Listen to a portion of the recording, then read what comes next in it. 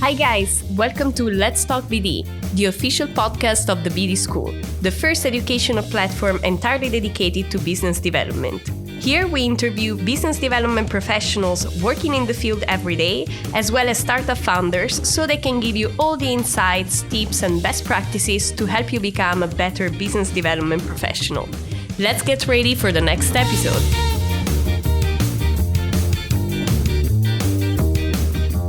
Hi everyone, I'm Lucia and I'm your host. Today with me there is Edwin. Hi Edwin. Hi Lucia. And guys, Edwin is the founder of StudyPortals, which is an amazing reality here in the Netherlands. I'm not going to spoil anything. He's going to tell you more about his company. And today we're going to talk about his entrepreneurial journey so far. So Edwin, if you're ready, let's talk BD. Let's do this. Thanks so much for inviting me to this podcast and congratulations to the wonderful work that you're doing with your team. Thank you so much, Edwin. Thanks a lot. So tell us more about StudyPortal. So how it started, what is it precisely, so that all the people listening can know a bit more about you. Okay, so when we talk inside information, I can tell you like the couple of key experiences, I think, what created StudyPortals into what it is today. So my background, I'm a Dutch guy, privileged guy. I'm an industrial engineer because I was always fascinated between both technology as well as business and applying that technology. I studied in Eindhoven University of Technology, but I was always fascinated by the international dimension of things. Loved traveling with my parents. I was in the International Study Association, and therefore I had a dream to study abroad. And I figured that I'm also an ambitious guy, so I figured that if I go to acquire intercultural competence, I better go to the full other end of the cultural spectrum. So decided not to go to the US, but to study in Japan. And that was initially really lost in translation, but ultimately really a transformational experience for me. And this is really where I got caught by the value of an international education, both for the individual, for me, for my personal development academically, but much more even culturally and establishing myself in a whole new social system, but also for the world and the people around me, and making our world a little bit more of an equal and tolerant place. So that's really what has become the purpose of my career, is to help others to do the same, to get an international education or to get an education in the first place through providing them with great information. Because I realized it was very difficult to find out about options. It took me about 1.5 years, and I got lucky with the help of some great professors to find an option in Japan. And when I came home, I was full of great stories. Maybe not for the podcast today, but and many of my friends said, "Wow, I wish I had known about those opportunities." So I also realized the lack of awareness amongst even my Dutch friends on the option they would have if they would look across the border. And now that really is the fundament that StudyPortals is built on, to help students to find and compare other education options across the world. So that's really what started it all. That's really cool. And as the BD School, we're also in education. And for us, it's also very important that this type of knowledge, especially in terms of business or like work opportunities that you can create for yourself, it needs to be accessible. It needs to be easy for people to know what's out there, just like you said before. And it's weird, that we live in such interconnected world, but still, it's not that easy, So luckily there are platforms like yours, but it is not that easy, Maybe there is even too much information. What do you think? All the information is out there somewhere, but it's not only about that information being available. It's about that information being available in a easy to condense format, in a comparable format, in a reliable source. And it's also about confidence, right? So if I'm a student from Vietnam or from rural part of India, I might not necessarily have the confidence that studying in, well, you name it, in Italy or in Canada is something for me. If my parents never experienced something like that, they might not have the confidence. So a part of what we do, for instance, through our sharing the experiences of current and past students, is to show students, hey, you can do this. There are people like you that are successful in Vancouver, and they're able to practice their religion, and they're able to get their diet, and here's scholarship options that you might have. So it's not just information alone, it's really the whole experience about knowing what's out there, knowing what fits, and knowing what other students are experiencing and how they can walk those paths. That's really inspiring, Edwin, I have to say. So I know StudyPortals for so long, but I knew it when it was already big, so I missed all this, initial inspiration that motivated you to start it. So thanks a lot for sharing with us. And I'm sure many founders here are going to learn a lot from you. And actually, my next question is really related to that. So when you're a startup founder and they're really at the beginning, of course, the type of job you do is much different than the one you do when you have a big company, which is successful and, has a different weight on the market. So how did your job as a founder change throughout these years, from when you were a small startup to now? It's a night and day difference, I would say. And it has required, and it's still requiring, a lot of personal development too. Mm-hmm. So basically, I think as a founder or as an entrepreneur, you need to reinvent yourself every step of the way. And you need to work on yourself constantly. So, and I can describe it best. I mean, we started really, really, really small and humble, Lucia. So our first steps were actually not even in a business. That was a small committee of an international student association that was angry because the information was not out there.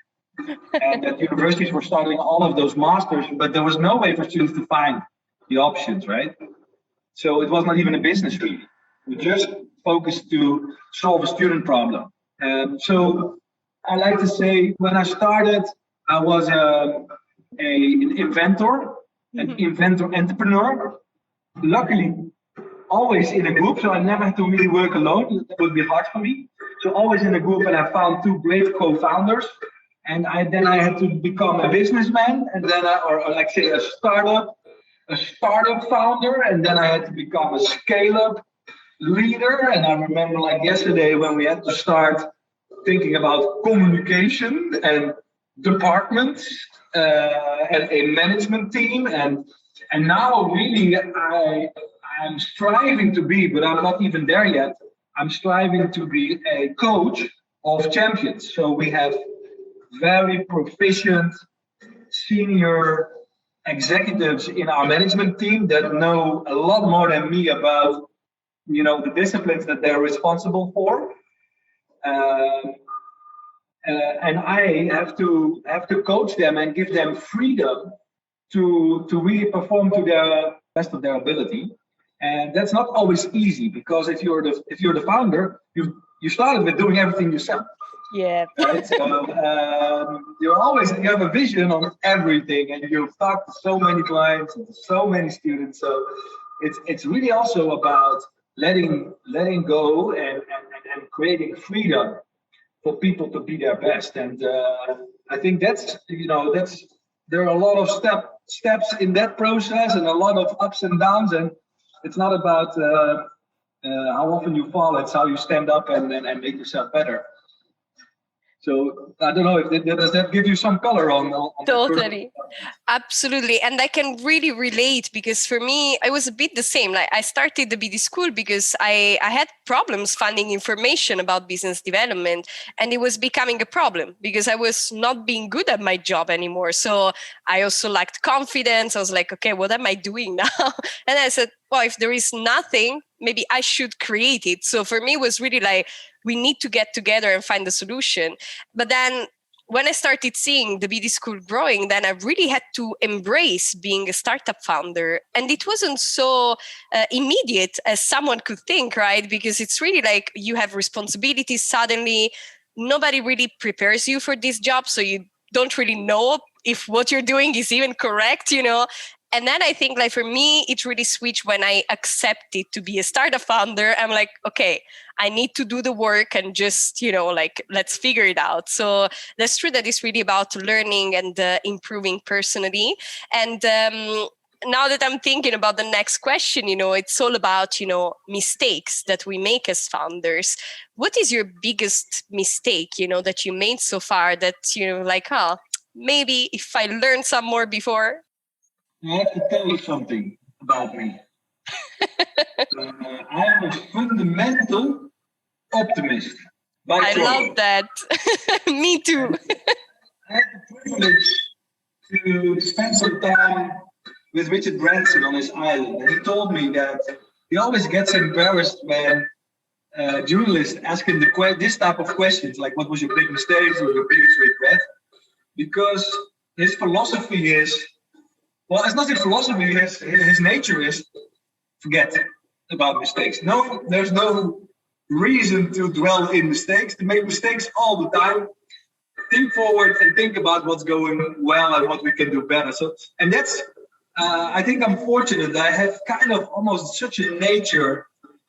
So it's sometimes a bit embarrassing because I don't spend much time thinking about mistakes. But so having said that, if I could do everything again, like if I could start tomorrow with the knowledge of today, which of course is not realistic, as Captain Hindsight is always right. What would I do? I would have grown even faster. So I would have probably made bolder decisions, hired people even faster. We've still been relatively financially conservative in our growth path. Make the money before you spend it, and make sure. But it's easy to say if you've been in a trajectory of success. If you have been in a trajectory not of success, of course, that can flip. So that's one. And I think another one, and that's what something that might be useful to other founders is, I would have spent more time early on designing and institutionalizing the company culture. So we had a very strong company culture from the beginning because the three founders came from this international student organization that had a very strong culture, so that translated basically into the company.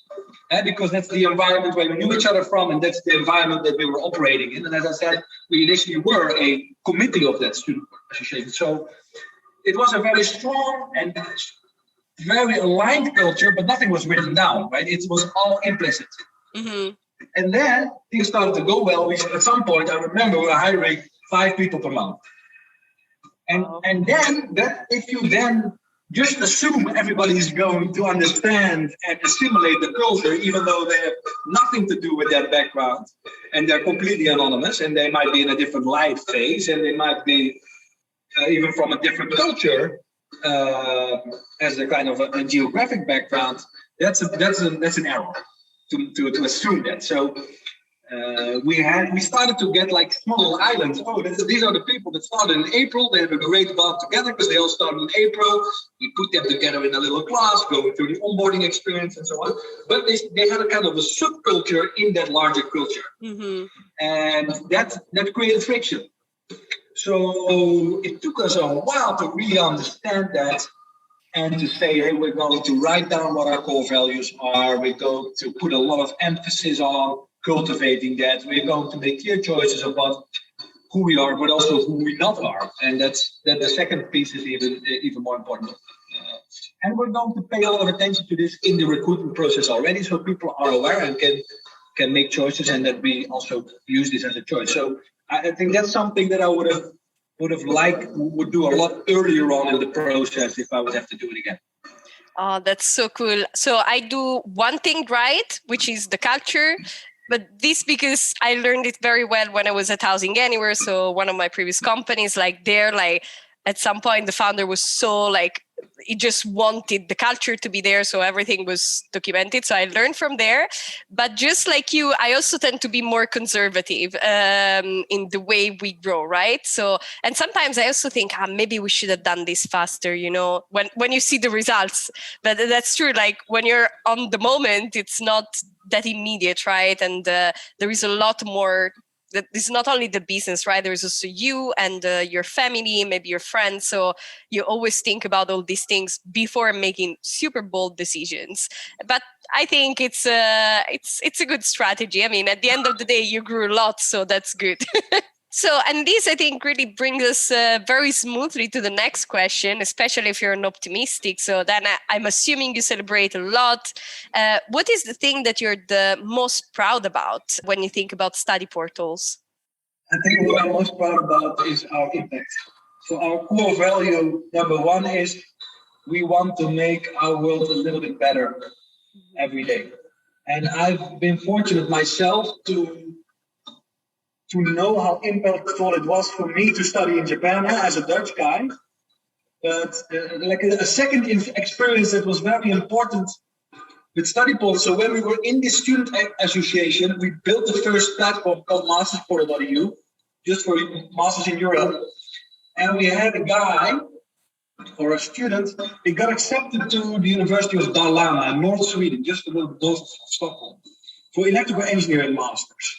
But he wanted his admissions document to be sent to a gospel church. And it was like, oh, that's interesting. So we got in touch with the student and had a conversation. And it turned out that he was living in a village in Cameroon.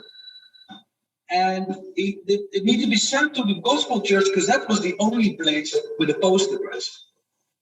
And then I remember us sitting there, with the three founders and having a beer and thinking about, hey, it was transformational for a Dutch guy going to study in Japan, but can you imagine somebody living in a village in Cameroon, not even having a post address, to go and study a Master of Electrical Engineering in the north of Sweden? That just elevates the whole prospect for that person and his family, right? And that's what I'm most proud of. And in particular, we celebrated in the end of last year because we had a big, hairy auditions goal. I'm not sure if you're familiar with the concept. The goal was to send more students abroad than there are soldiers abroad. It's pretty hard to find out how many soldiers there are abroad, but the United Nations has about 110,000 military and police peacekeepers across all their missions in the world. And last December, we had total confirmed international enrollment, so the total impact is a lot larger, but the students that we know that registered with us and then we know where they ended up, 460,000. That's amazing. So 5 times more than or 4 times more than the United Nations. And these are peacekeepers, not with a gun, These are people like you, with a smile and a delicacy from their home country that are trying to build peace. And that's what I'm most amazed of, to be honest, and proud of, to have a small team. We have about 150 people across the world, can have such an amazing impact. And thinking about the impact that those 400,000 students can have on the world, that's just amazing. And so that moment when we had that, when we found out about that student from Cameroon, we as founders said, hey, we don't know anything that we can do with our time that's going to be more meaningful than spending all of our time on building out this platform. If we can have such an impact on just one individual, that's already worth all our time. Imagine that we could replicate it. So, here where we are with many more students than we ever imagined. And that's what I'm most proud of. But I'm also really, really proud of the impact of our people and the development of our own staff. Some people coming in straight from university, and then just 2-3 years later, I see them talking to university presidents and changing the world. That's what gives me the most satisfaction on the end of the day. Awesome. That's really cool. Actually, I know some of your employees because they attended some of our webinars and so on. And I can see what you're saying. Like, I see that they're all very inspired, in what they're doing, that they really believe in what they're doing. And I think that's really the key also to be sustainable and companies that are successful on the long run, right? When you really manage to inspire the people that work for you to, have such an impact on people, I think that's where you win. That there is really nothing else that you can do to grow a company. Cool. And so as a last question, of course, you work in the online education now for a long time.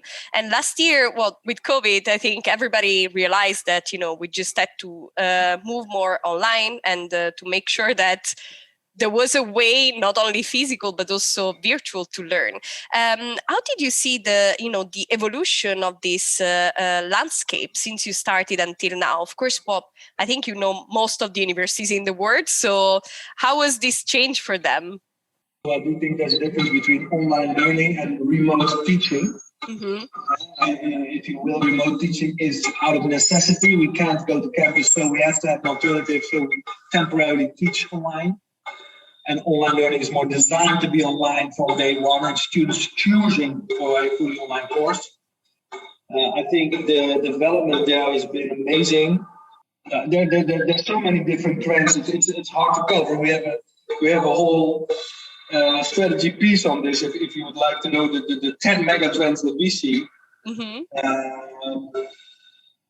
And I think we're only just getting started. And for me, the most important statistic is if I look at the higher education, because we are in the more formal higher education, bachelor's, master's degrees, PhDs, and for credit, or at least micro credentials. So all pretty formal, high education. There are 230 million students enrolled at the universities at the world today. But there are, besides those students, there are still 1 billion people out there that have a need for higher education and currently no access. And I think that's where online education has a huge potential to help us to widen that pyramid of access. And it can still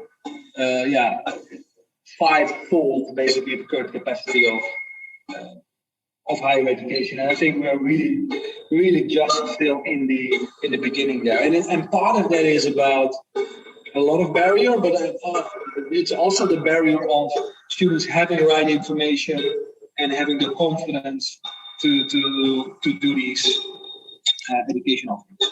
Awesome. Thank you so much, Edwin. And as a last question, what's the biggest goal for StudyPortals now moving forward? So our new big, heavy, audacious goal is actually a very small number. It's the number 0. Mm-hmm. And the goal and the number and the 0 represents is that we want to build a future where no student misses out on an educational opportunity because of a lack of information. So it's really about reducing that 1 billion number, ideally down to 0. Now, of course, it's hard to measure and so on, but we need to have a dot on the horizon that pulls us forward. So that's what we are aiming for right now. So if you ever meet somebody that you feel is missing out on an education opportunity because of a lack of information, call me anytime and I'll help. Awesome. We will send them to StudyPortals. So Edwin, thank you so much for this insightful conversation. I got really inspired and I'm sure you guys listening too. So Edwin, we leave you to the rest of your day. Thank you so much. And everyone, see you at the next episode. Thank you so much, Lucia. Keep up the great work. Thank you.